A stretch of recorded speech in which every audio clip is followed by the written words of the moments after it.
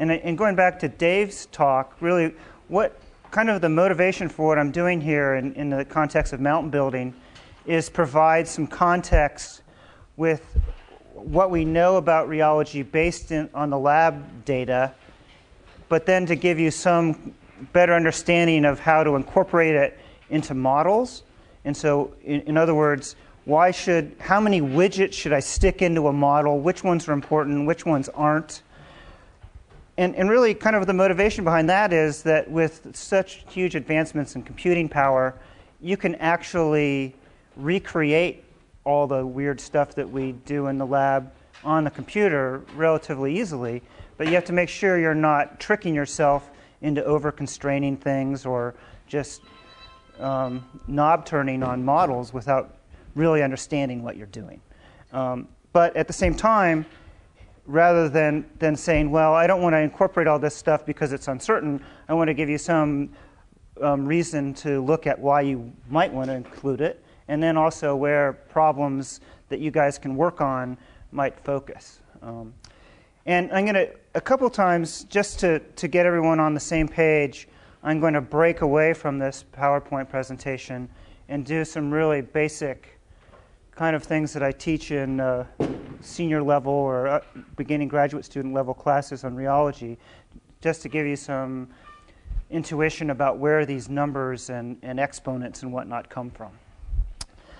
So that's an introduction, and part of, I mean, really, this type of talk goes back to when I was a grad student, and it was at a time, it was kind of like the dark era of rock mechanics. There was like the big heyday after plate tectonics, and everyone had flow laws, and everyone incorporated them. And then, kind of based on geodynamicists and earthquake seismologists, people said, wait a second, this stuff can't be right. There's issues with uncertainties, the stresses seem all wrong, and you guys don't know what you're doing.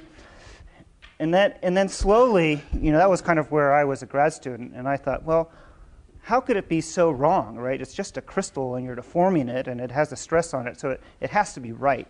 So why isn't it applicable? And the longer I've worked on this, and now I'm afraid to say it's like something like 30 years, the more and more I see that what you do in the lab is applicable, but the problem is how you apply it. And that's one of the things that we'll try to work on in the tutorial. And a lot of what I'm presenting here will go into a little bit more detail in the tutorial so you guys can actually fiddle around with the flow laws a little bit and see things for yourself. So, this plot is this is from actually from this upper part of this plot is from a paper by Roland Bergman and Georg Driesen on the rheology of the lithosphere. And what I've done here is taken micrographs from myelinitic rocks and stuck them onto the place where I think they're appropriate. And so, I'll go through a couple of these examples just to give you an idea of how the rheological laws work and how they do seem appropriate for the conditions in the Earth. So, to get started with is, get more comfortable with the flow laws themselves and where they come from. And so one of the take-home messages is that the extrapolation of flow laws really relies only on diffusion kinetics and elasticity, because the flow laws themselves come from combinations of understanding how elasticity changes driving potentials for diffusion and the diffusion kinetics. And neither of those things are scale dependent in time or in space. So that gives you a reason, at least initially, to think that there's a method to this madness. So then, to get you started, I'm going to talk a little bit about something that would be a composite rheology, where a strain rate in a viscous creep regime is a sum of two different independent mechanisms called diffusion creep and dislocation creep. And they have a form like this over here. And most of you have probably seen this somewhere in your life, where this strain rate is equal to this constant A times stress to some exponent divided by grain size by another exponent, and then maybe a bunch of other complicated stuff that involves the presence of melt or fluids or how much water is present in the samples, and then an Arrhenius relationship that gives you the temperature and the pressure dependence of the creep. So this is everything in one equation. And so what I'm going to do now is just flip over to the blackboard and give you just a maybe 10 minutes introduction of where these laws come from. So they're empirically based from observation in the lab, but they're really theoretically motivated. And so rather than just give you a bunch of numbers and say, go play, I think it's important to give you a little bit of background knowledge of where it comes from. So let's start with dislocation creep. And this will, make sure you guys can see this. So is everyone going to be able to see that okay? So we couldn't find the light switch. What's that? That doesn't do anything. All right, so dislocation creep. So let's start with, how many of you guys are comfortable with what a dislocation is? Really comfortable, like, yeah, I know what a dislocation is. More confident, let's see. All right, so 3 of you? Holy cow. All right, so what's that? So a dislocation. All right, so I'm going to draw a cartoon of a dislocation, and I'm going to use these circles. And the circles represent unit cells in a crystal. So how many of you guys know what a unit cell of a crystal is? More of you. Good. All right. Good. All right.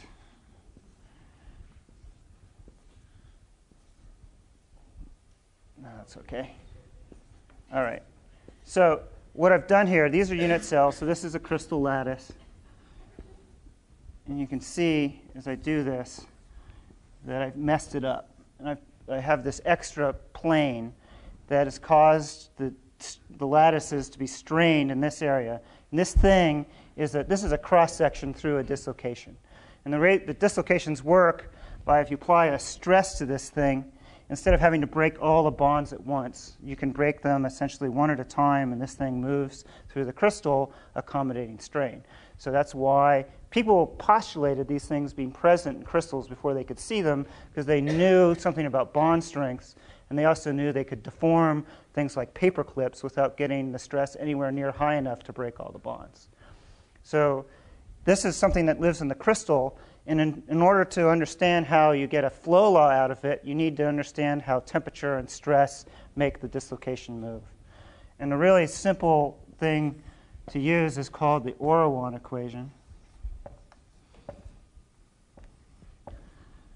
where the strain rate is equal to the density of the dislocations.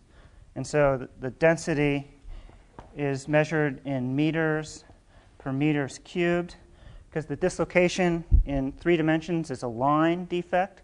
So the density of them is measured in length per volume. This B thing is the Berger's vector, which is the vector that the dislocation moves. It has the dimensions of the lattice dimensions. And V is just the velocity that it moves by. So you can work out dimensionally that this gives you strain rate.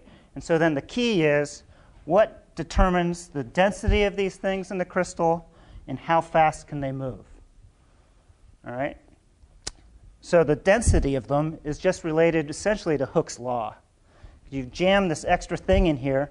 So if I want it, now I'm going to use a little symbol, the upside down T. This is kind of a symbol for a dislocation. Now you can imagine that I'm sticking a bunch of them in here. If I want to push these things closer together to get the density greater, I actually am kind of pushing the lattice, which is a spring, and compressing it a little bit. And because of that, the spacing between the dislocations is proportional to the force that I'm applying to them. So the higher the force, the spacing gets closer and closer. All right? That makes sense? So then if I say that the spacing, and I'll call the spacing L. The spacing is L, then L is proportional to 1 over the stress that I apply, kind of just cheating a little bit. So the higher the stress, the closer the spacing. So then the density of dislocations is related to how many dislocations you get in an area L squared, right? So if I make a box around a dislocation with dimensions L by L, make sense? That will give me the density of dislocations. So that means that rho was proportional to stress squared, roughly.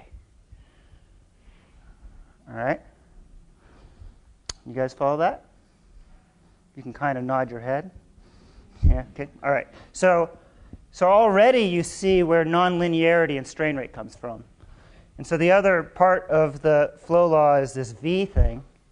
And the V is how rapidly the dislocation can move through the crystal. And generally, the velocity that it moves is going to be proportional to how much stress you put on it. So then you get strain rate is proportional to the stress cubed. And that's kind of the classic relationship that you get a nonlinearity in the viscosity that's a stress-dependent viscosity. And so it's really, the key term is really this dislocation density term being in the flow law. So what about the temperature dependence? Where does that come from? So in actuality, the way the dislocations move, you're kind of taught, although only 3 of you have ever heard of dislocations before. So maybe you weren't taught. So maybe in structural geology, you learn that, that the higher the temperature, the easier it is to break these bonds and the dislocation moves faster. So what actually happens is that the resistance to the dislocation gliding actually is trivial compared to having the dislocation get around some other obstacles. And that develops another really important part of kinetics that kind of makes the world work, essentially. So now, imagine you have your dislocations here, and then there's some obstacle to having them glide. And this might be a grain boundary, or it might be another dislocation of a different orientation or something. So in order to get this guy to continue to move, he has to, or she, has to move upwards. And then it can move along again. That's called dislocation climb. And so this is where the kinetics comes in. So around the dislocation that I just showed you, you can see that the stress field is going to be strongly perturbed, so that the lattice is really distorted. So the springs are compressed up here and they're extended down here. So this brings us to the other kind of crystal defect. How many of you guys have heard of vacancies in crystals? Many more than... How many of you understand vacancies? Yeah, right, okay. All right, so vacancies. So this is kind of a cartoon of what a vacancy is all about. So the easiest way to think of vacancies is related to entropy. And the way to think of it is that the crystal has a lower energy if it's mixed with a little bit of nothing than if it is a perfect crystal. And so as things start vibrating around, you actually get this kind of lowering of energy by having some, if you've heard, probably a lot of you have taken thermodynamics and heard of the entropy of mixing. So you can apply the entropy of mixing to crystals. And so what happens basically is the crystal, this is like a little perfect crystal. Then you start making a little perturbation on the thing, and then this little perturbation can move in there into the crystal like this. So now I have a hole in my crystal. And so people showed back in the 60s that the thermal expansion coefficient of minerals was greater than the change in the lattice dimension with increasing temperature, and that difference actually matched how many of these vacancies that you stuck into the crystal. And the vacancies are super important because they allow diffusion to occur many, many orders of magnitude faster at much lower energy than would be required without them. So now... Greg, how do we go about seeing these vacancies in a crystal? Actually seeing them? Yeah. I guess you can actually see them with like what's it called, atomic force microscopy. They didn't. They figured it out theoretically that they had to be there. And here, just if you think about it, if I make a little simple cartoon. And here, these are atoms. If I want to diffuse, then I have to get this guy to go here and this guy to come here. And that takes a lot of energy to stretch the bonds and whatnot. But if I change it and I have a hole, then it's easy for that guy to go there and the vacancy to go the other way. And so knowing bond strengths and elasticity, people figured out that these things had to be there.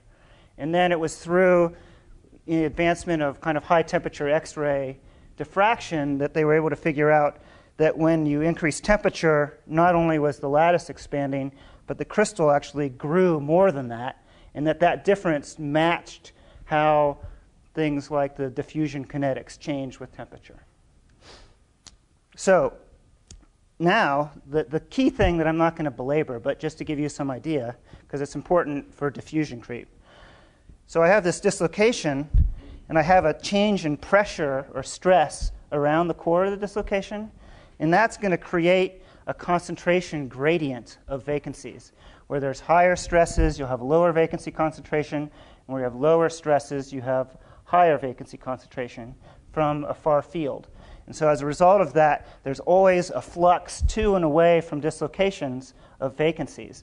And that vacancy can then come to this thing, allow it to climb up, because you've added either material or taken material away, and then it can move on its way. And that diffusion step is actually the step that rate limits the dislocation creep type of flow laws for high temperatures. So that means, you can predict what that gradient is caused. So the dislocation density and whatnot is the elasticity problem, and the diffusion kinetics are the rate limiting step. And that's what goes into this bit here, and that's what this stuff is all related to, is the activation energy for diffusion, essentially. All right? So now, that's kind of some... That's the kind of stuff that you would learn if you took a senior level class in material science, probably, in an engineering department. So what about diffusion creep? What's different about diffusion creep? Yeah, go ahead. Just a quick question. So, yep. You do have diffusion also going on in the dislocation creep, but it's only for the vacancies. Everything else is not diffusion. That's right. So in a way, the terminology gets very confusing because the strain is all accommodated by the dislocation moving. There's a teeny amount of strain actually accommodated by the movement of the vacancies. But most of the strain is accommodated by the dislocations. And that's why we call it dislocation creep, even though it's diffusion limited. So now let's talk about the diffusion creep, which is the other mechanism for, in its independence. That's why you add the strain rates, is because it's an independent mechanism. It's happening at the same time.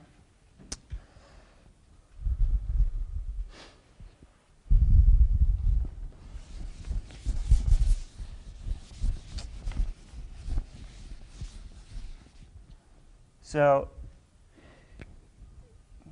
this is now diffusion creep.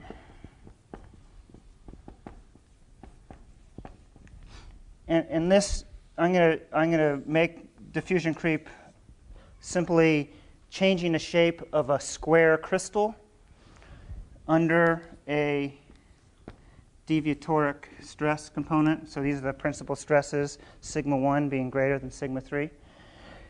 And so let's go back to this concept of vacancies. And this is kind of cheating a little bit, but it gives you the right idea. So this surface under sigma 1 is a higher stress. As a result, there's fewer vacancies. In this area, you have a lower stress, so you have a higher vacancy concentration. So I'm just going to draw this thing as a little cartoon.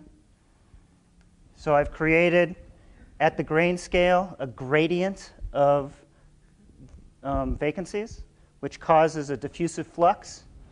I move vacancies this way with a counterflux of material moving that way, and a result of that is that I change the shape of the crystal.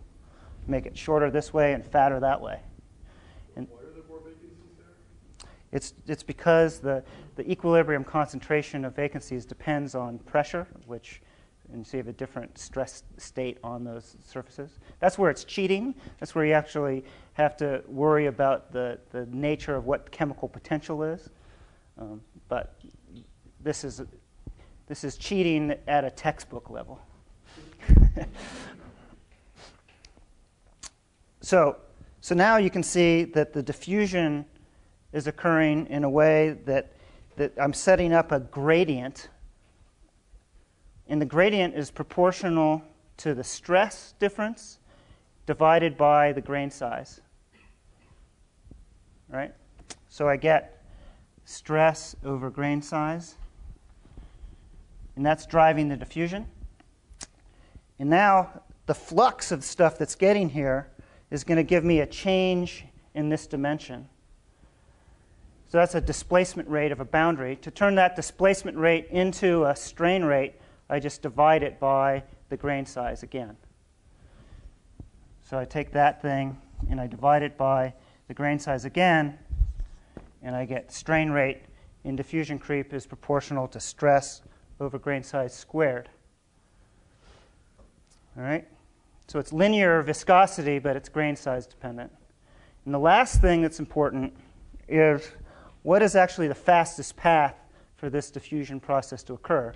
It can occur through the grain, or it can occur along the grain boundary.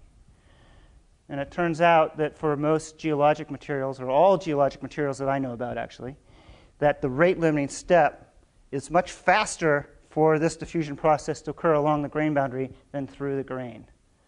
And because of that, you end up with another factor in the grain size, because the flux of diffusion along the grain boundary depends on the width of the boundary normalized by the grain size.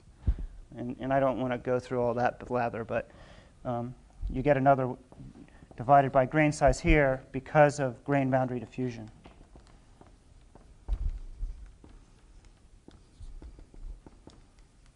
I can probably do that in 2 seconds, but just in case you have never seen that before.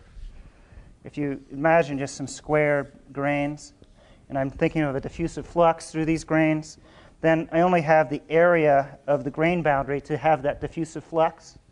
So you have a grain boundary diffusion coefficient, then you have to multiply that by a term that's the grain boundary width divided by the grain size to get an idea of what the actual flux is. And so that's where the other component of grain size comes from. So for diffusion creep, you end up with strain rate is proportional to stress over grain size cubed. And this is a huge thing. So if I asked Michael, hey, Michael, what's the grain size in the lower mantle? Do you know it within a factor of 2? 2 orders of magnitude? That's right. Right. So that means that the diffusion creep rate, the viscosity essentially, you need to know the grain size within a factor of 50% in order to get an order of magnitude estimate of the viscosity, which is pretty remarkable. So if you change the grain size by a factor of 2, the viscosity changes by an order of magnitude. So now you envision, man, there's all kinds of metamorphic reactions and recrystallization and all kinds of stuff going on. The grain size could be changing by a factor of 2 easily, maybe a factor of an order of magnitude, maybe 3 orders of magnitude, which would give me 9 orders of magnitude variation in viscosity. So it's an enormously important factor. So then, going back to PowerPoint world, our job is, so you go in the lab and you do all these experiments. So you can see, well, look, here you can see this change from a linear slope to a nonlinear slope on a power law relationship. The strain rate is the sum of these two things because these things are happening independently, so you have to add both of them together. And then your job is to figure out, well, in the Earth, which of these laws is most applicable, and what are the uncertainties in the extrapolation, and whatnot. So that's what most of the rest of the talk will be about. So this gives you an example for olivine extrapolated to the Earth. So here's lab data, And it's actually, the lab data were done at conditions very similar to what you would get right underneath a mid-ocean ridge.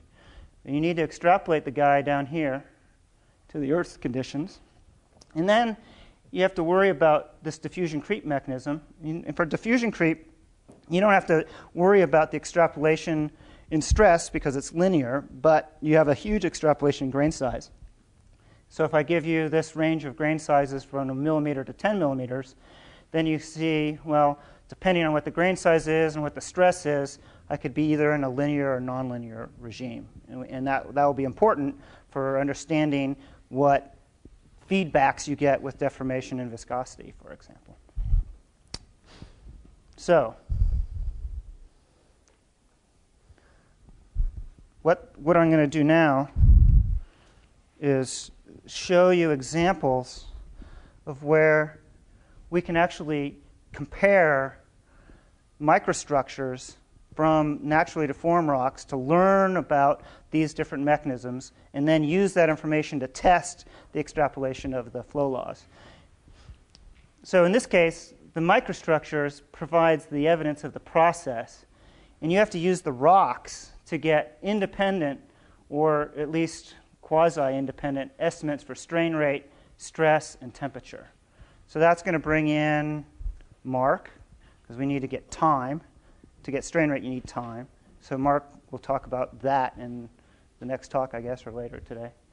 And then we need to use petrology to get temperature. And then the hardest thing really is really an independent estimate for stress, but I'll talk about that.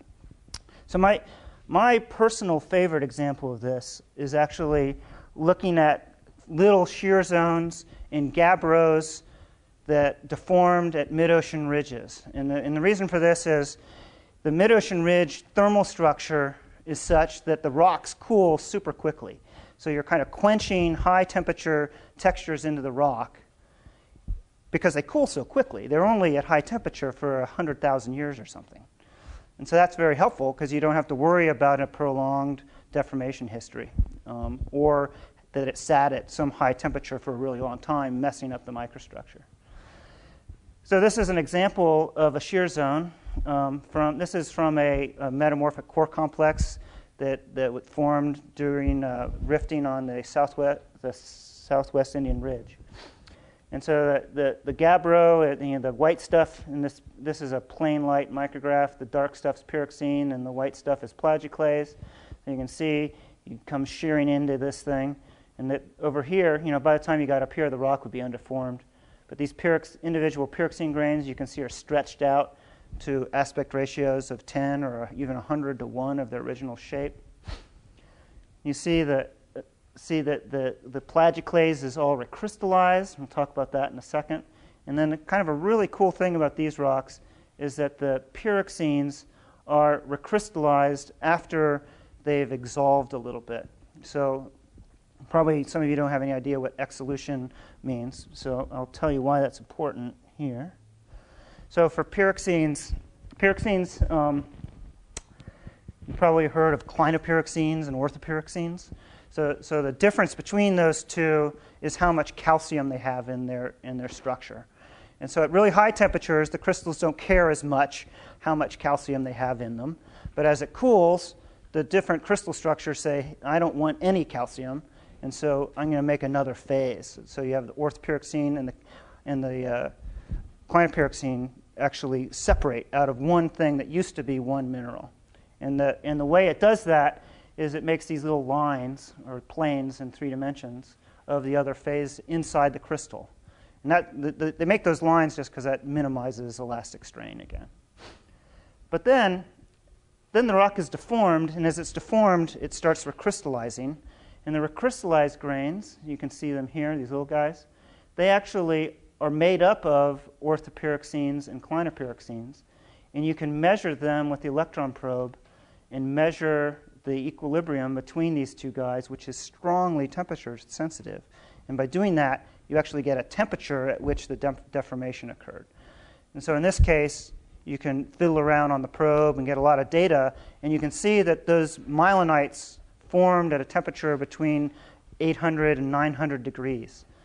and it's very, very distinctive temperature. So that's a great record. And the other thing that's important is because it cooled so quickly, there's not enough time for those things to really re-equilibrate after they form. So it's a great indication of the temperature that the deformation occurred at.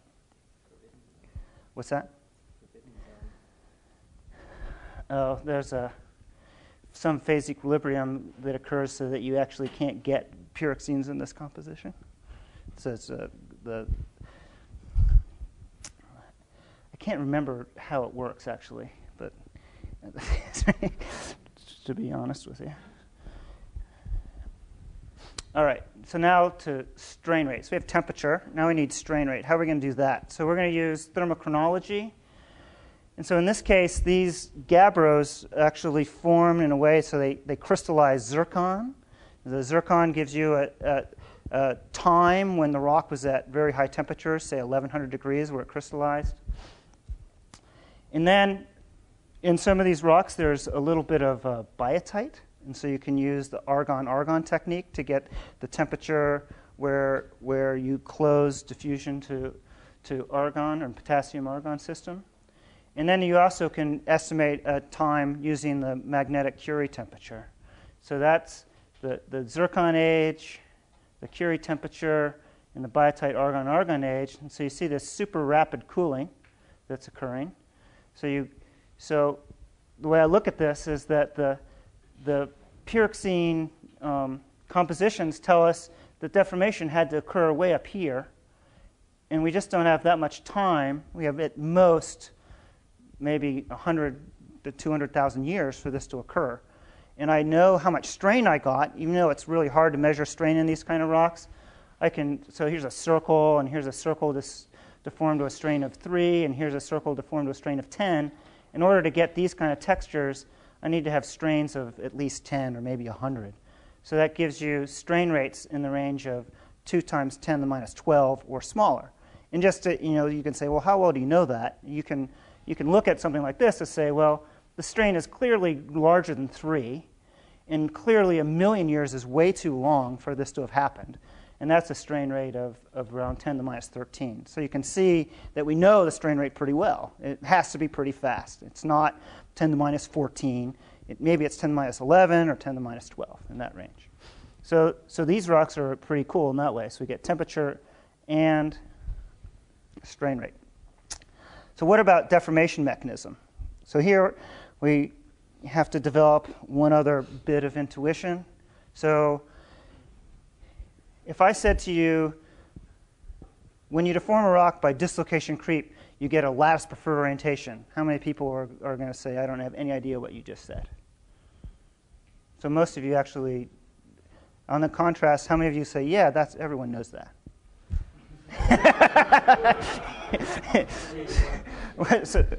And how many of you were in the middle?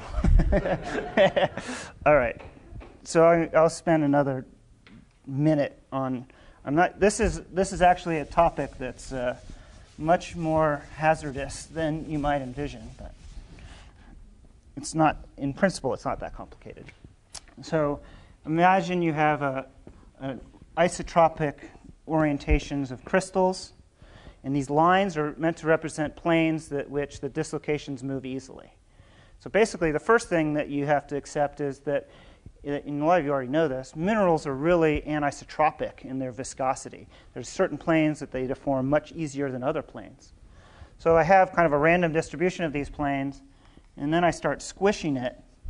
Then these grains are preferentially going to deform on those planes, and those are all going to rotate into some alignment, which is this lattice preferred orientation. And some people will claim it's better to call it a crystallographic preferred orientation. So if you hear someone say LPO or CPO, that means the same thing. So we depict these things with pole figures. So the pole figures, and these are these things that give people headaches, but they're not that complicated. These are, say, if it's an orthorhombic crystal, the 3 orthogonal crystal directions. If you start off with a random distribution of these things, these are these pole figures, what they are they're projections of the intersection of the poles to planes on half of a sphere. So filling in the space, that would be random distribution. You deform it. These things start realigning relative to the kinematics of the situation. So you'll start to get concentrations here. And in this example I gave you, it would look like that. So if the B plane was the easy plane, it would rotate so that the poles were parallel to the shortening direction, and these other ones would all line up in kind of girdles in this orientation.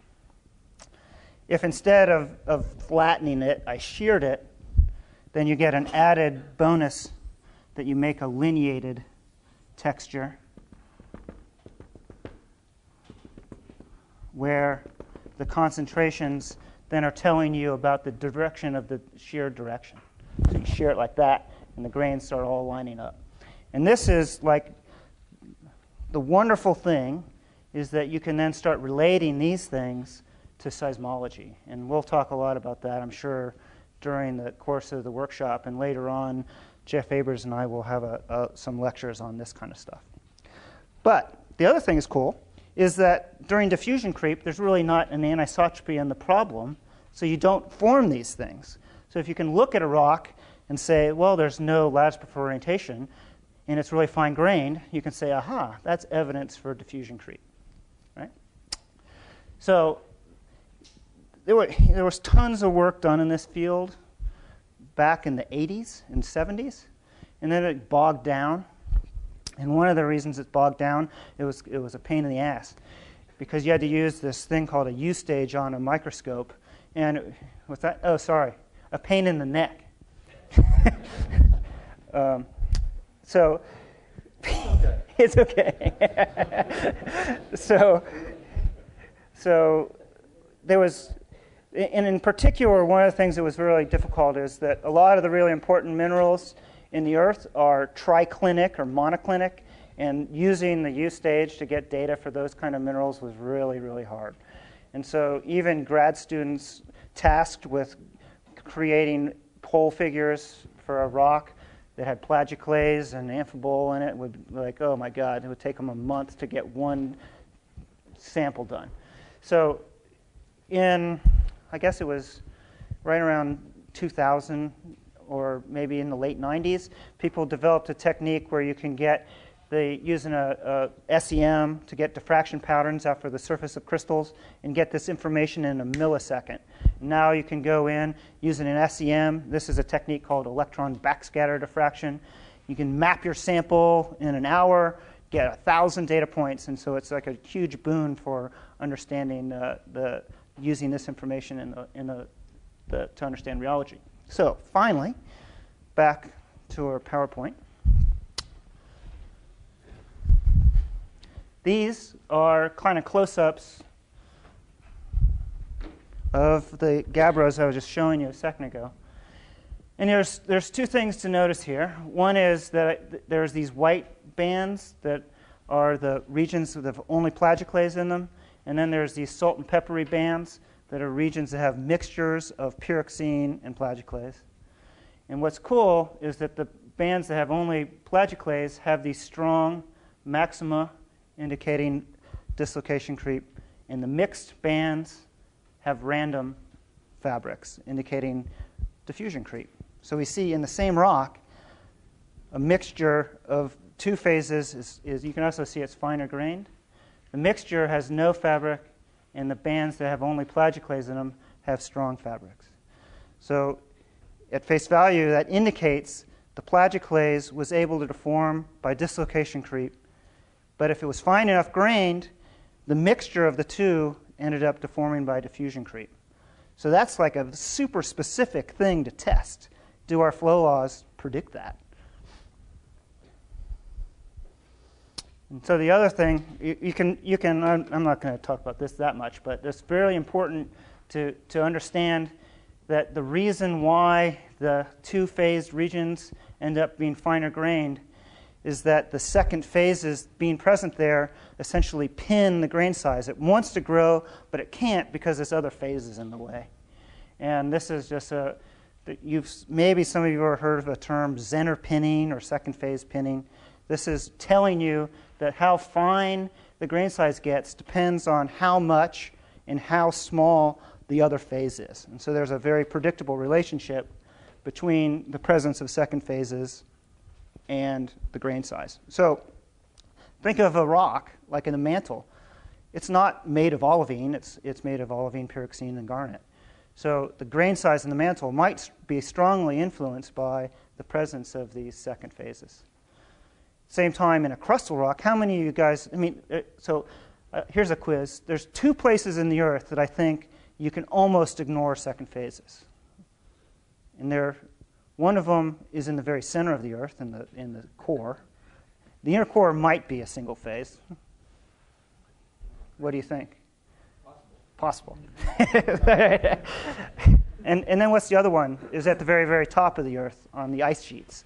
So there's some places in the ice sheets where there's not enough dust that you actually end up with a single phase rock. Other places, almost any other place in the whole Earth, there's going to be 2 phases present.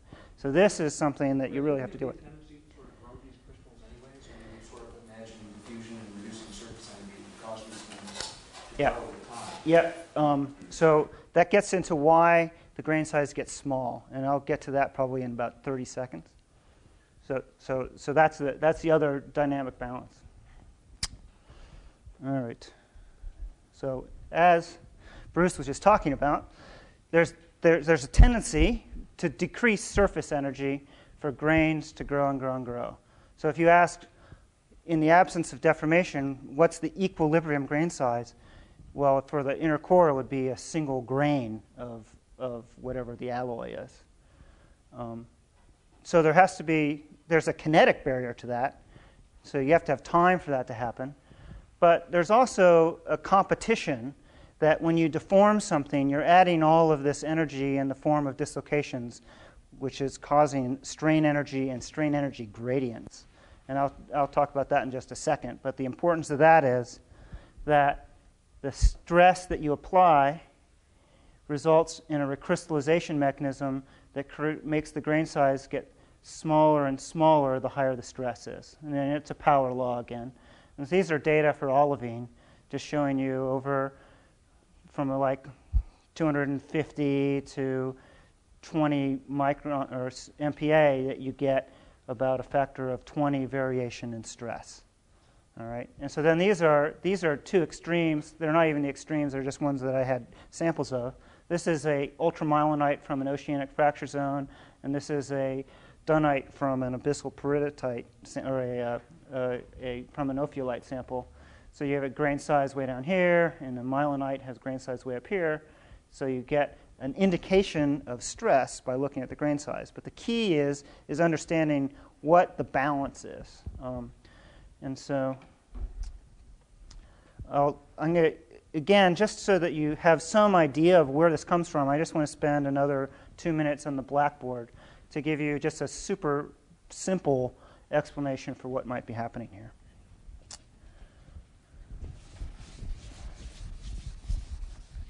And the reason why it's important to do this is just that your interpretation of the rocks depends on that you have some intuition or accept that it's a viable thing to use as a tool to understand stress.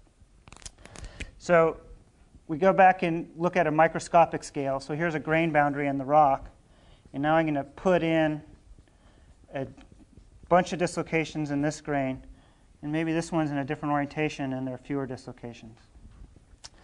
So remember that each dislocation has caused a strain energy problem. And so you can think of there's a strain energy per unit length of dislocation that you've added by having that dislocation there. So that ends up being proportional. So the energy, what should I call it? I'll just call it E. And it's really proportional to the shear modulus times this Berger's vector squared. And it's almost, the proportionality constant's, for all intents and purposes, 1. So if I want to look at joules per meter cubed, all I have to do is take the dislocation density and multiply it by this E term. So joules per meter cubed equals rho mu b squared. All right, this is the length per volume, and this is the energy per length. So the other energy in the system that Bruce was just talking about is that at grain boundaries, there are unsatisfied bonds. And so the larger the area of grain boundary that you have, the larger the surface energy. And that's quantified usually in this thing, gamma. So that's going to be joules per meter squared of surface energy, or interfacial energy. So what's going to happen? There's much lower energy here than over here. So this grain boundary is going to just move. And it's going to move this way. And it's going to actually add surface area. And so you can envision a balance between the added surface energy that I create and the decrease in strain energy that I've gotten rid of. So if I take this gamma, and then I have a radius of curvature that's going to be roughly proportional to the grain size. So gamma over r equals rho mu b squared. All right? So let's take that up here.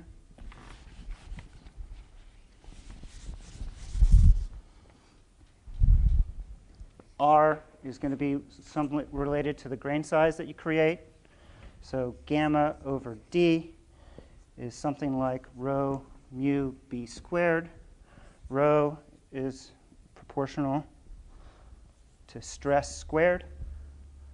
So you can see a situation where gamma over d is something like, well, I'll just make it proportional to stress squared. So you get an inverse relationship, the power law between grain size and stress. So that's the origin, in a simple way, of why, as you have a larger stress, the grain size decreases.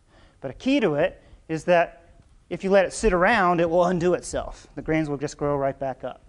So in order to preserve it, you need to somehow quench it as you're loading it. And so that's one of the hard things to make sure that happens when you look at real rocks. Yep. Can you say something about the Burgers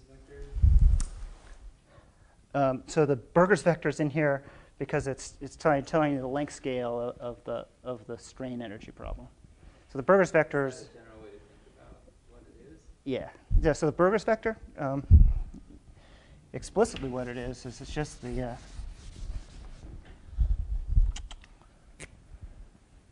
so if here's your dislocation. So the Burgers vector is this vector here. And that's why it's proportional. It's equal to a lattice dimension. So the Burgers vector is always going to be it's actually defined as, well, I don't know if you care about how it's defined. There's a thing called the Burgers circuit. So you walk around this thing, and the thing that you need to do to get back to a perfect crystal is the Burgers vector. So it's going to have it's a vector because it has a magnitude and a direction. A magnitude of length and a direction that's specific to the crystallographic direction.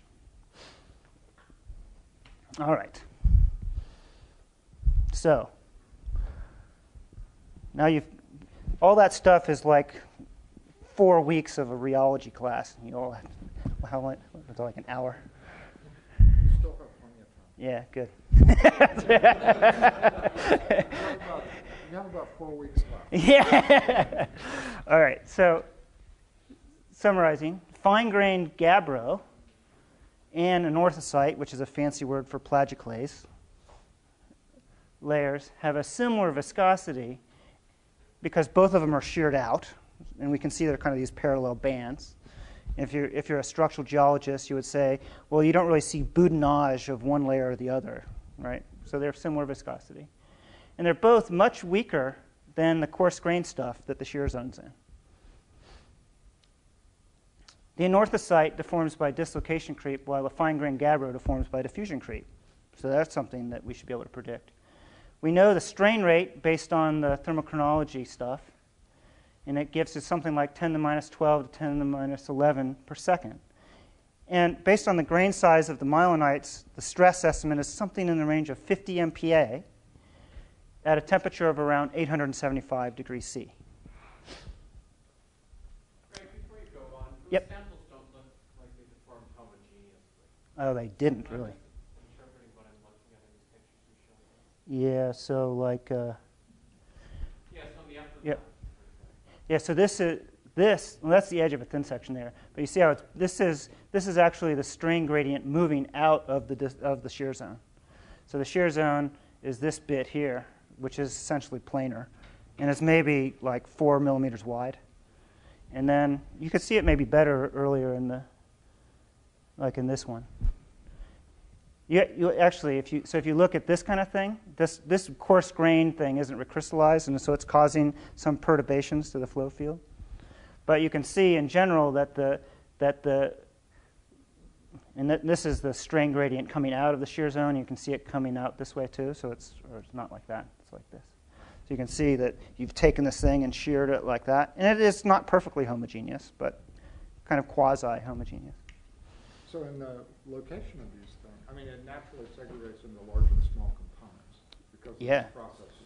Yeah, it's actually this is like Ono actually. This process is at this teeny scale the kind of thing that he was talking about. That by straining it a little bit, what we've done is reconfigured the situation where we can deform it really easily on a single plane. And so it'll always initiate where the stress is concentrated. Yeah, or where the strain is concentrated. So that where there's locally a little bit of a lower viscosity, you'll start to get higher strain there, and then that thing can grow because you transform and recrystallize it into a structure that will allow it to deform more easily. In order to use that in so kind of what the next step of this is to say, well, how well did the lab data predict that this happened in the correct way?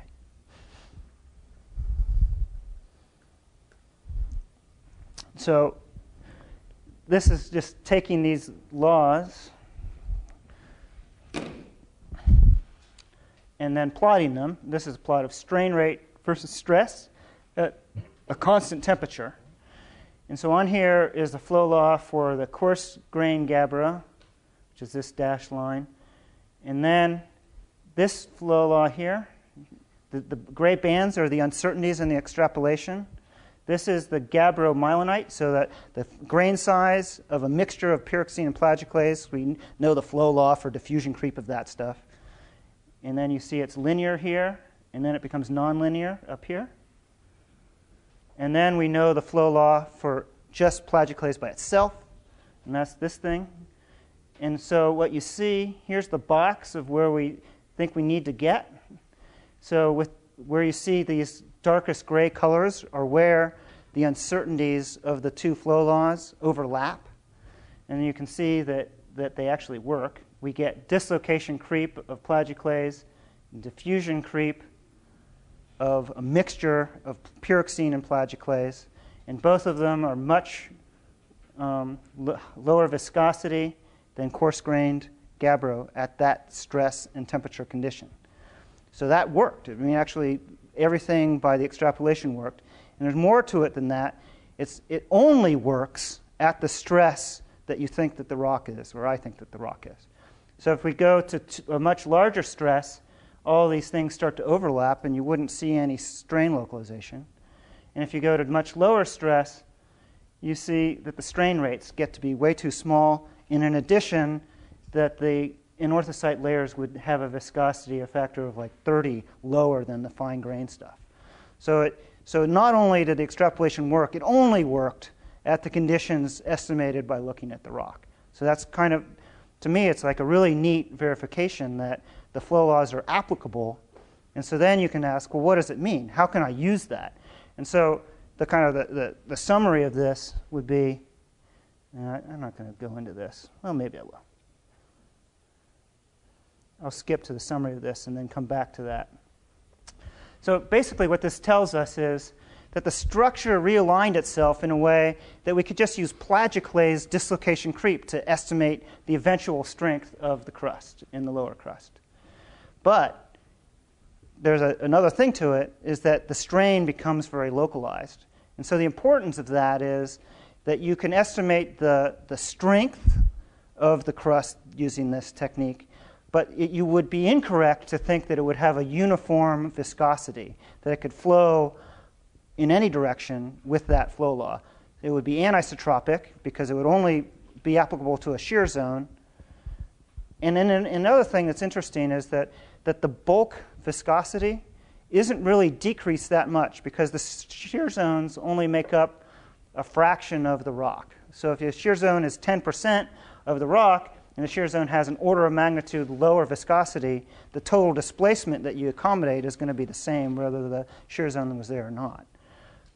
But the key is that it will happen at a lower stress. And so that's important for the evolution that Ono talked about, was that with accumulation of strain, you saw a localization of strain in his record. And this is in the viscous regime, but the same type of thing can happen in a brittle regime too. So one other thing that's important, say you're Bill and you're analyzing some post-seismic creep data from an earthquake. How you interpret that, if you said, I'm just going to use a Maxwell rheology with a viscosity in lower crust, you could be really misleading yourself because there's actually a really different viscosity along the trace of the fault zone or the shear zone than the bulk material. And so accounting for that type of thing is a way that you can use these laws in a way to understand the implications of geodetic data and beyond what we typically do with simple rheologies. All right? All right. So this afternoon, what we're going to do is make, the students are going to make deformation mechanism maps.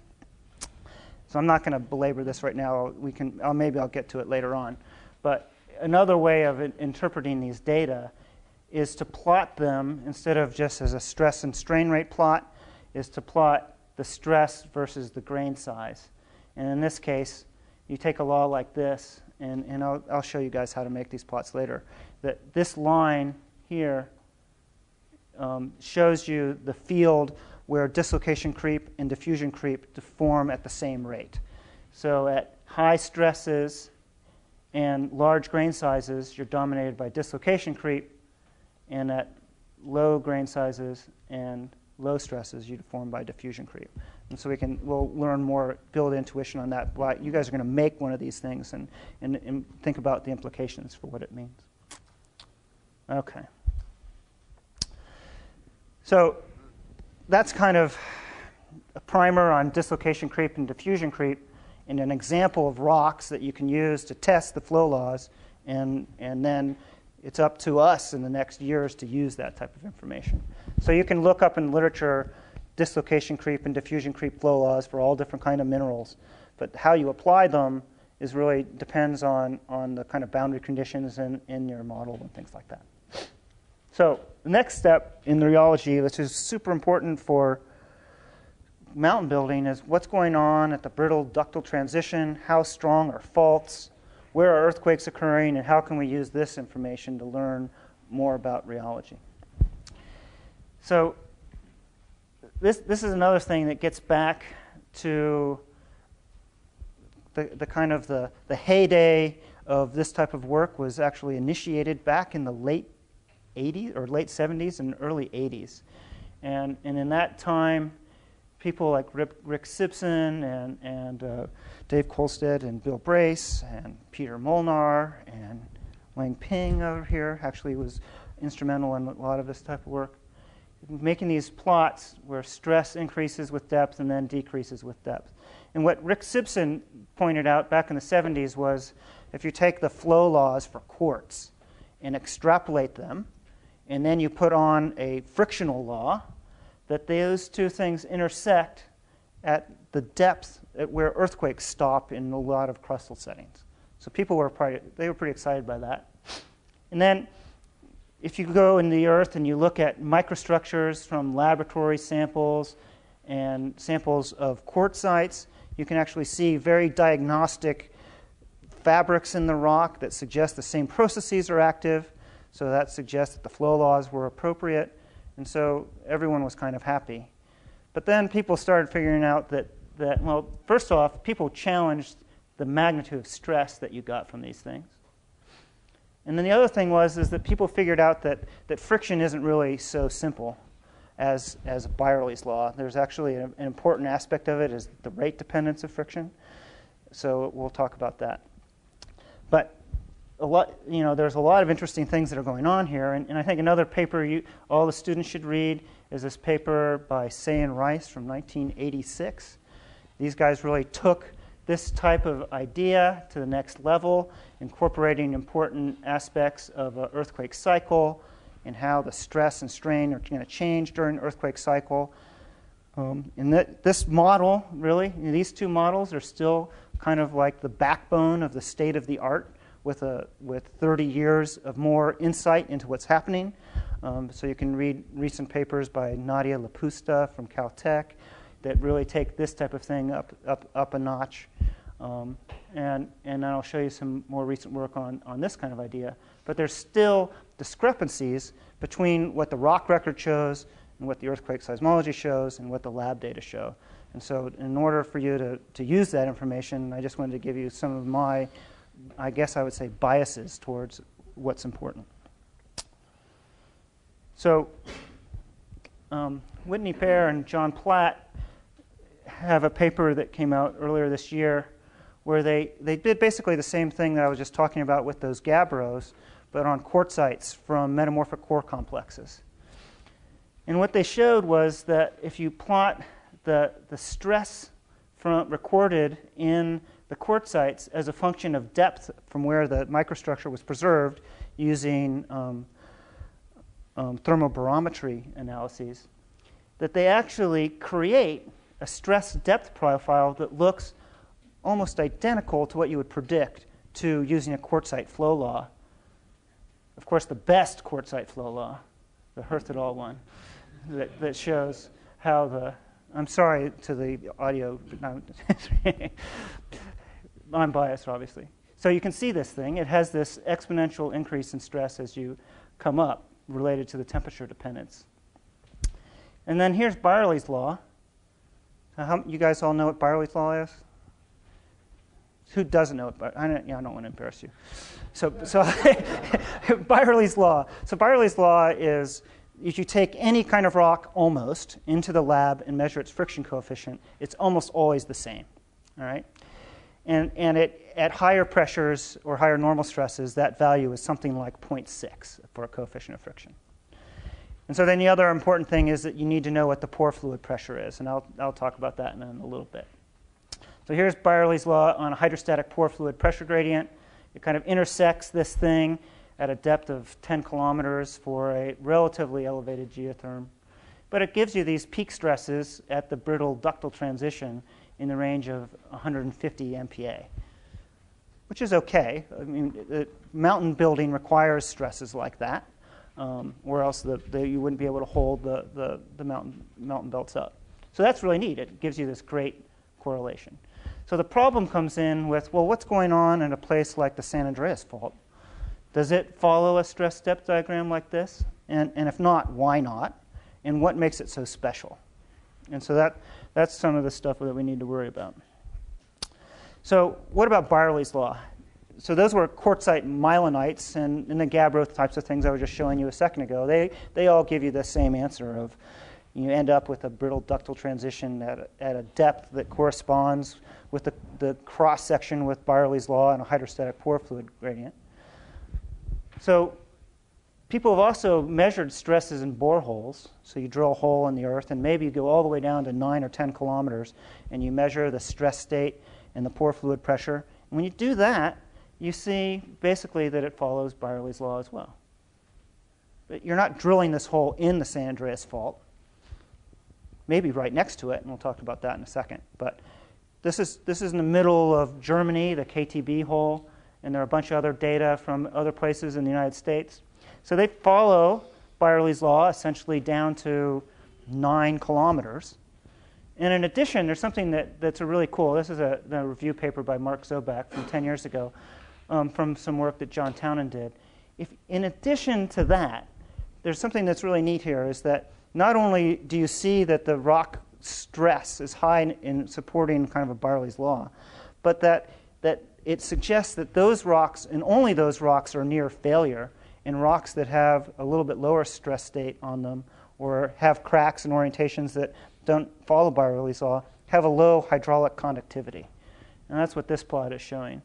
So here's the shear stress over the normal stress of conductive and non-conductive fractures in rock.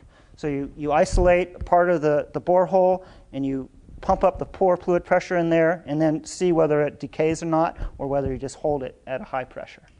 And if it's conductive, you'll see that the pore fluid pressure will drop with time.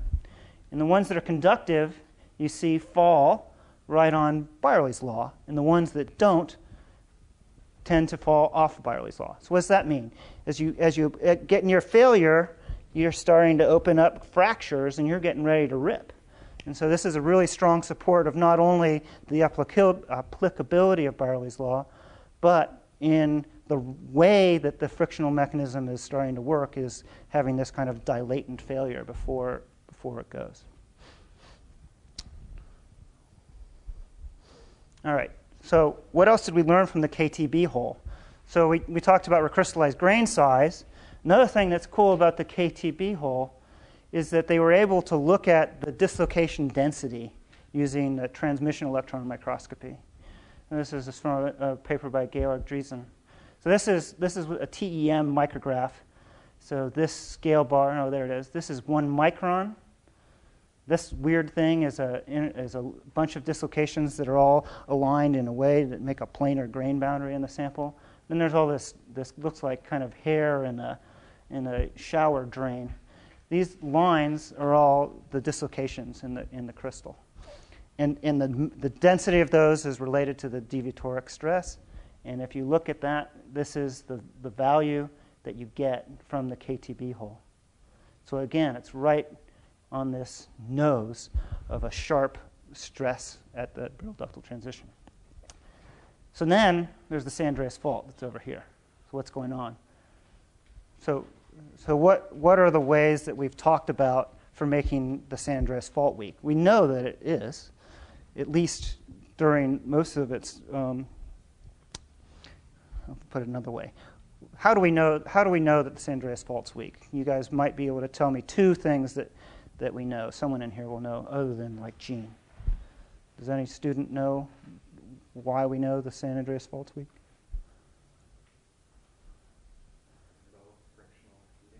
Low heat production, that's right, low heat flow. So if the stress was this high, when it was sliding, we'd create enormous heat flow that we don't see, or at least heat flow gradients. The heat flow is kind of high, actually, but there's no heat flow gradient. And what's the other one? It has to do with the stress orientation, right. So if you look at the principal orientation of stress, it's oriented almost normal to the fault. And so that means that the fault's sliding at really low shear stress. And so those kind of constraints give us something that has to look more like that. So why is that? There's 2 possibilities for why that's true. There's actually 3. One of them is that the San Andreas fault is made of special cheese, and so that it deforms in a special way. Another one is that it has a special pore fluid pressure, so the pore fluid pressure is really high. And another one would be that we're not thinking about the problem in the right way, and that maybe it's weak during earthquakes and it's strong at other times. And so we'll talk a little bit about that, because what basically, from when I was telling you that my bias has come to lead me to conclude that our predictions of rock strength are actually really good, what that means is that you need to explain observations like this within that context. And so I'll talk a little bit about that now. All right, so friction. How does friction actually work? So how many of you guys would think that if I change the temperature, that the coefficient of friction would drop a lot? Does that make sense? Yes? So if I go from 100 degrees to 500 degrees in the lab, should the coefficient of friction change? Become lower? How about olivine? Let's look at olivine at 600 degrees to 1,000 degrees C. So this is so the answer is that it doesn't actually change very much. And so I'll explain why in a second. So these are data from olivine, and you could show the same thing for a lot of materials. So as long as the deformation is occurring frictionally on a localized fault, the coefficient of friction actually turns out not to depend very much on temperature. And I'll show you why in a second, but it's really key because it really points to how friction works. And this is just an example for olivine. These are more circles. So on some of these curves that you see, there's data from 600 to 1,000 degrees C. And over that temperature range, you see that there's really no change in the strength at all. Yep. Does that apply when it's sliding as well as the static? This is the sliding coefficient of friction. Yeah. It doesn't. What will happen at the higher temperature that you'll allow the rock will heal more quickly, and it will end up having a higher static coefficient of friction. So what's going on? So we go back to the blackboard again. So the key to understanding this is that friction is occurring on a very small percentage of the area of the sliding surface. So if I put two surfaces in contact at typical lab conditions, at say a normal stress of 50 MPa at room temperature, and now this whiteboard will be that surface. Maybe the sample is this big or something. You end up with having only a very small fraction of that area in contact. And there's some really elegant work by Jim Dietrich and his colleagues over the years that have shown this, and there's some really new exciting stuff by some groups in Japan that are doing this on rocks as well. So this what it's telling you is that, well, only something like 1% of the nominal area is in contact.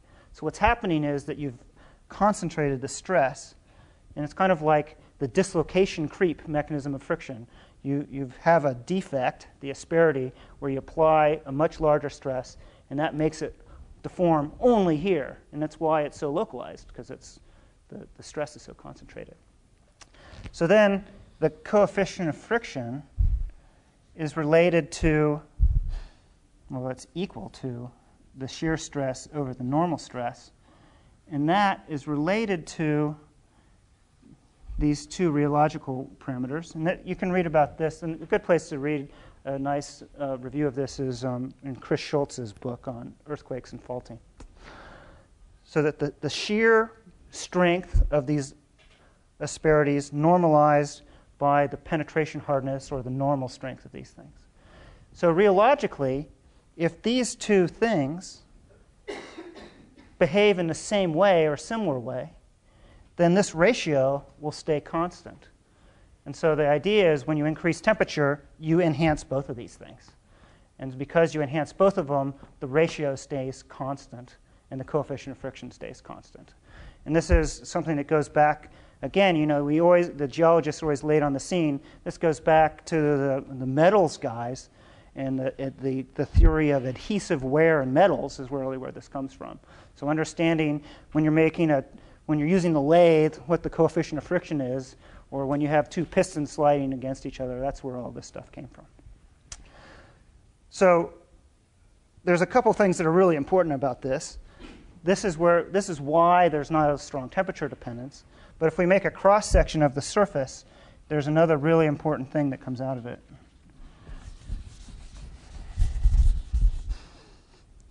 So now here's a cross-section. And then, there's a little touching there and a little touching there. So now I've applied some normal stress to this thing. So now think about what a pore fluid's going to do. The pore fluid, if you put a pore fluid in here, the pore fluid is actually acting on a huge area. So it almost is perfectly, pushing up against the normal stress because the area of the fluid contact is so big. And that's why you can write an equation where say the shear stress is equal to the coefficient of friction times the normal stress minus the pore fluid pressure, right? And so you can essentially just subtract these things because this real area of contact is so close to 0, or it's such a small fraction. So think in your head, what would happen if I had my pore fluid making up only this teeny little spot? So you can think the force that it was going to be applying is going to be trivial compared to the normal stress. So a hugely important thing that we don't really know and we need to understand better is what is the role of pore fluid when the temperatures get high and we get close to the brittle-ductile transition where the real area of contact is getting close to 1. So most people just write their equation like this, but they're not accounting for the fact that things really change when the temperature gets high. So that's one place where our kind of understanding of friction might be breaking down. But the data to show this really are still lacking, actually. All right, does that make sense? It's kind of a simple way. All right, now back to torture you. So how am I doing now, Alan? How much torture is left? About a week. A week? All right. So now I don't want to belabor this, but there's the other really thing that's important about friction is someone asked about static and dynamic friction. Friction is really a continuum in time. There isn't really such a thing as a static and a dynamic coefficient of friction. So the friction coefficient really depends on the rate at which you're pushing it. And so the slower and slower and slower you get, the different and more different the coefficient of friction will become. And this has been quantified using this rate and state friction. So here we go. You have some coefficient of friction, and if you suddenly increase how fast you're displacing the two rocks relative to each other, you get this instantaneous bump up and then an evolution to a new level. And that's quantified this way, where the coefficient of friction is equal to the coefficient of friction at a reference velocity, and then you have this velocity dependence with two terms. There's the instantaneous effect, and then how much it decays. And then there's the distance over which that decay occurs, which is quantified by this displacement. So that's the rate part of rate and state friction. And the state is telling you what's the state of these contacts? How are they evolving with time? So this A term is saying, right when I change the rate, I can think of the state as being this. So the state effect is kind of the velocity dependence or the strain rate dependence of the rheology of these asperities. But once I start sliding at a different rate, I'm going to screw that state up. And so I have to have a law that tells me how that state evolves with displacement or time. And this is the state evolution law. And I'm really bad with so some of you probably know of the Dietrich law and the Rheology law, and I never remember which one is which. I only remember the forms of them. I think this is the Dietrich law, but I could be wrong. Does anyone know this well enough to remember? No? Okay. All right. But we won't spend too much time on it. So here, this is the change in state with time is just related to 1 minus this term here. So let's just look at this in a simple way. Let's just think it's steady state. So set this to 0 and then solve for this stuff. And we end up with the state is this displacement divided by velocity. So the state is the contact time. So you can imagine if I start sliding this thing relative to each other, the contacts that are in contact at one time aren't going to be in contact the next displacement. So there's always going to be kind of an average time of contact of an asperity. And that's what the state variable ends up having dimensions of. So the way I really like to think of this instead is to take what this term, the d sub c, is, and just be relating that to time times velocity, that you get this displacement is related to the size of the asperities. And I like that because now I can think of it more in terms of rheology. The size of the asperity, if I increase the temperature at a constant load, what's going to happen to these asperities? They're going to get weaker, so they're going to grow. Eventually, they'll grow so much that they'll completely weld the surface. And when that happens, that's what the brittle to ductile transition is. That's where I go from friction to viscous creep. And in addition, if I think of it as this size, I can think of, well, I know what the stress is on this thing, and I can think about the rheology in context of things I do understand. And it turns out that the rheology of the asperities is really well predicted by dislocation creep mechanics at moderate temperatures, or if you go to really low temperatures, it's related very well to just elasticity. And just to give you an example of that, to help a little bit of intuition, these are data, again, from 600 to 1,000 degrees. At 600, I didn't tell you something that's really important, actually. Go back here. So this is really where this Say and Rice paper was so important, was they incorporated this kind of thinking into the brittle ductile transition in the earthquake cycle. So what's going on? If the faster you go, the weaker it gets. That leads to instability. And Jim Rice showed back in, I don't remember, sometime in the late 70s or mid 80s, that actually is required to get a stick-slip instability. Faster it goes, the weaker it gets weaker and weaker, and then you actually end up with a force imbalance, and that causes the instability. And that it's intuitive. If the faster it goes, the stronger it gets, that would just arrest any kind of instability. So that transition is hugely important, of understanding where the transition from weakening to strengthening occurs. And then incorporating the dislocation mechanics into it, you can kind of understand this in the context of, well, if I have these asperities and I start going faster, they'll be stronger, but if I go so fast that they aren't in contact very much time, then maybe it makes it weaker. So that's where this balance comes in. And the trade-off, and so these are data for high temperature friction and olivine. At 600 degrees, you have a small, this is a velocity decrease. So you get a small drop in coefficient of friction, then it increases to a higher value, and you get stick-slip instabilities too. And so this is unstable behavior, and it's velocity weakening because I decreased the velocity and the strength increased. At 1,000 degrees, you see this direct effect is much bigger. So the temperature dependence of the kind of the creep rate of the asperities gives it a much smaller stress exponent. It's less plastic and more viscous. And it evolves to a lower stress at lower strain rate. So the overall response is viscous. So the transition here is well predicted by thinking of the rheology of an asperity. And these are just plots kind of talking about that.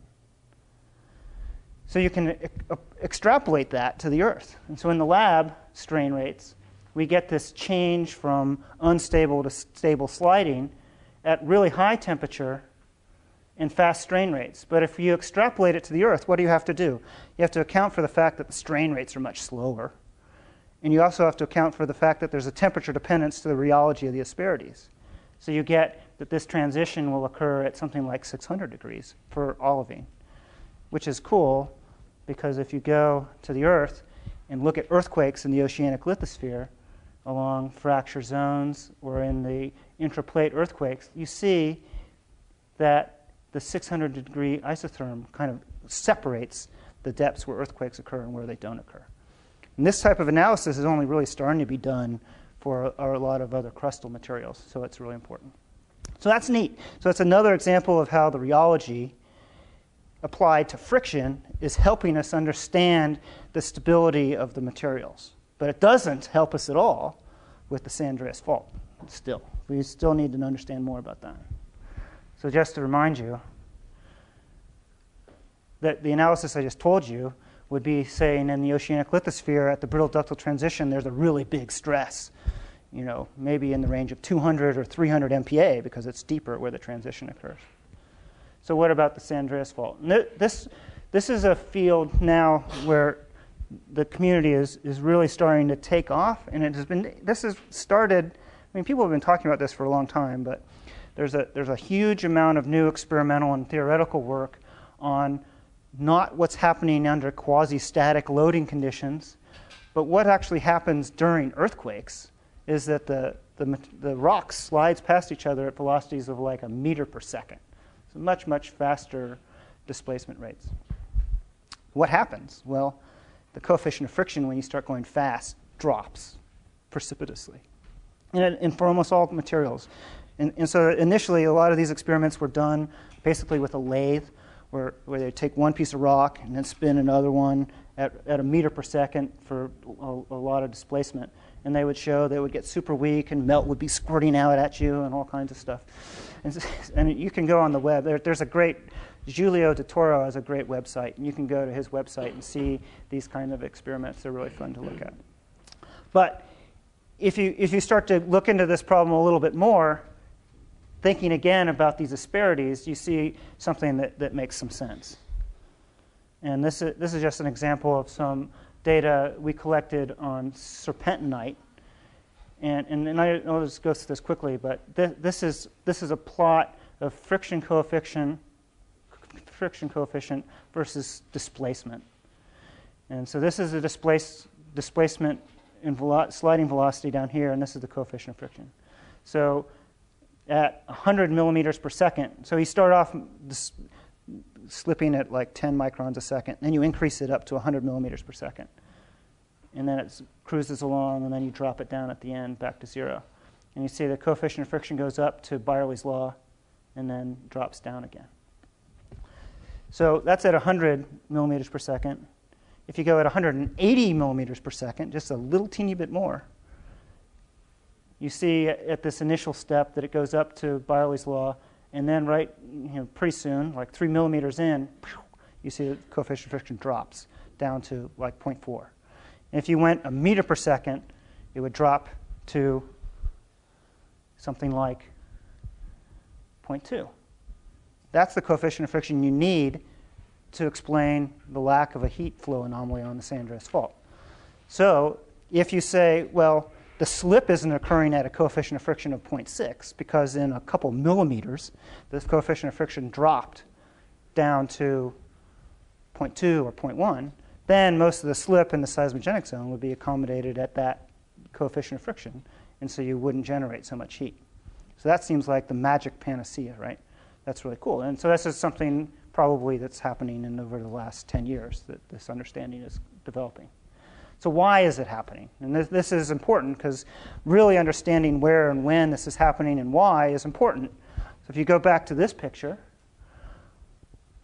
if you start sliding really rapidly, then you're going to generate heat on these contacts, but only on the contacts. And if you can do it perfectly, at the perfect rate, there's no time for any diffusion of heat away from that asperity, so it doesn't goosh out and weld. It just stays hot only at that contact, and that weakening can allow the thing to drop in its strength right away. And this is something called flash weakening. And again, I've said this name a lot. You guys should be very familiar with this guy. So Jim Rice was the guy who really brought this to the earth sciences community. I think way back, I think the first paper is in 1999 where he talks about this. So follow up on that. If you go to his website, you can find all of his papers, and there's some nice review papers in there as well.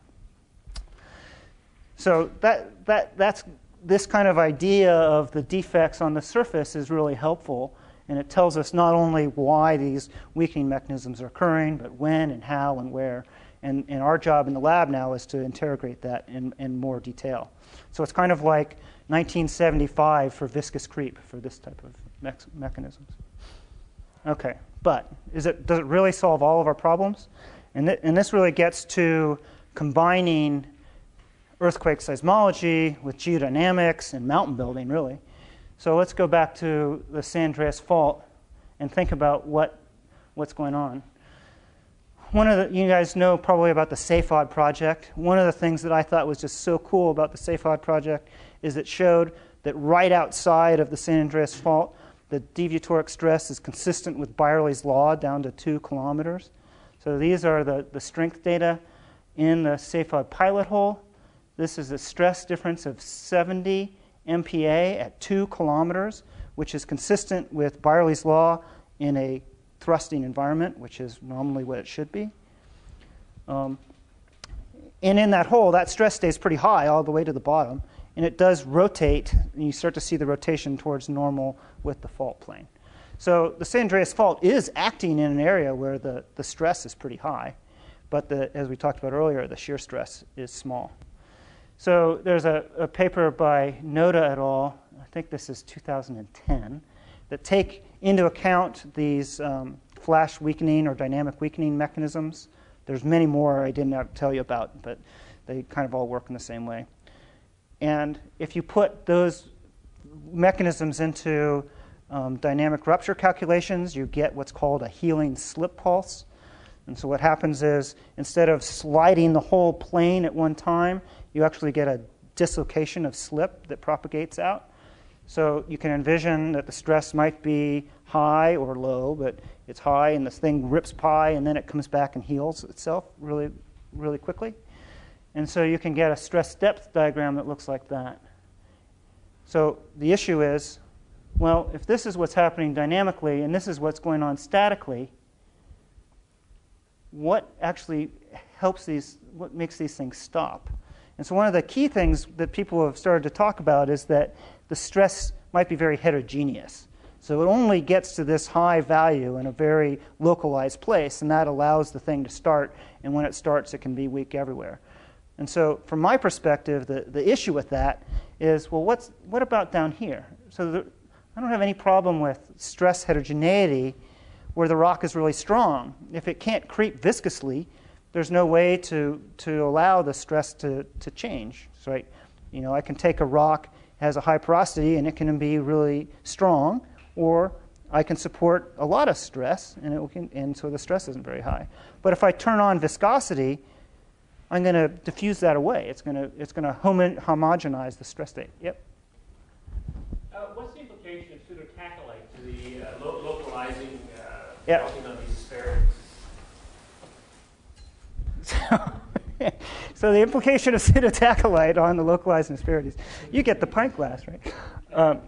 So it's important, and that's what. So basically, the issue there is that this is great, but if all of the fault was following Byerly's law, you would get a huge amount of heat, and you would melt the whole fault plane, even with the healing slip pulse type of thing, and you would get a huge stress drop in the range of 50 to 100 MPa if the fault had really simple structure. So, and indeed, as Mark was just saying, that there are pseudotachylites even in the most unlikely of scenarios in mantle rocks that were deforming at 30 kilometers depth or something.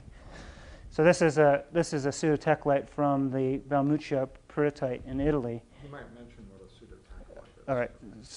All right. A pseudotachyllite is a frictional melt rock. And so a tachylite is something that's like a basalt. So when people found these things, they would say, oh, this is a basalt dike.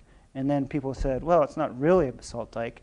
It's a fake basalt dike because it's really a frictional melt. And they were first kind of observed from meteorite impacts or figured out from meteorite impacts. So the key then is we see these things all over the place. So we know that the pseudotachylites can form. So then the question is, what is stopping the stress from dropping further? And why don't we see larger stress drops? And then, that gets to, I think, my second to last slide. Good. So a lot of you have probably heard that stress drops are constant for earthquakes, or maybe you learned that, or maybe someone told you that once.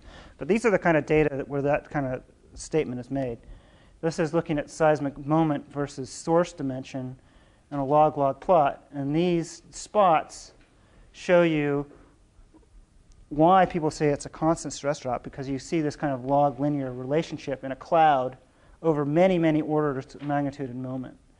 But if you actually look at the values of the stress drop, they're kind of bounded by 100 MPa down to 1 bar. So to say that it's constant isn't really right.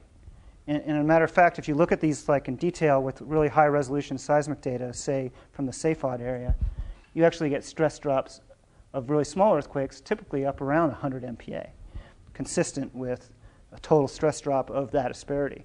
So the key is still from my mind of, well, why don't we see bigger stress drops in larger earthquakes from the base of the seismogenic zone? And that's really like your job, is to figure that out.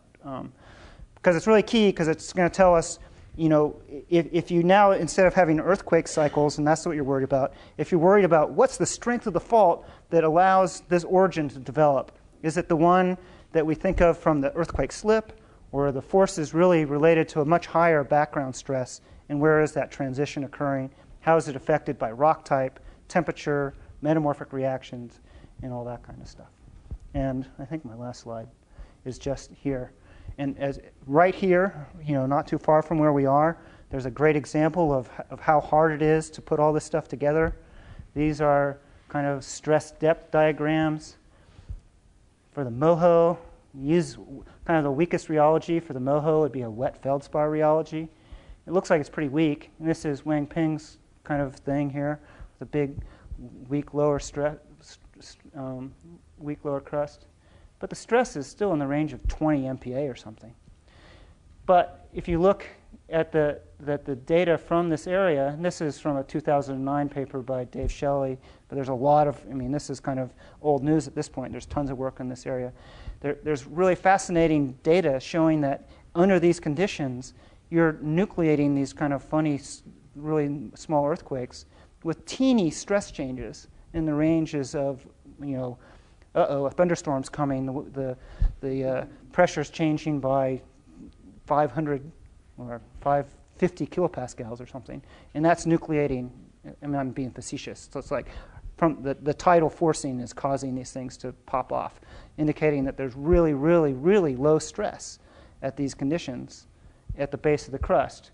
But yet, whenever we go and look at myelinites from these places, you see evidence that the stress is much higher. So where is the dichotomy going there, and how can we understand evolution of mountain belts on the million-year time scale and understanding shear zones at the 100-year time scale? So I'll finish there.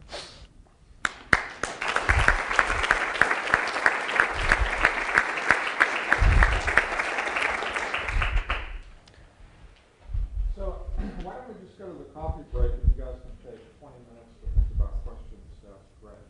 Went over 8 weeks of material. Yeah. And also, just so you guys know, what you're going to do for your tutorial is to make a stress depth diagram for one strain rate, and then make a cross-section at a depth and make a deformation mechanism map. And so that way you'll get handy at using these equations, and then you can start thinking yourself about what happens when I change this and that. And then I'll also make you think about what uncertainties do to you. So how uncertain are things?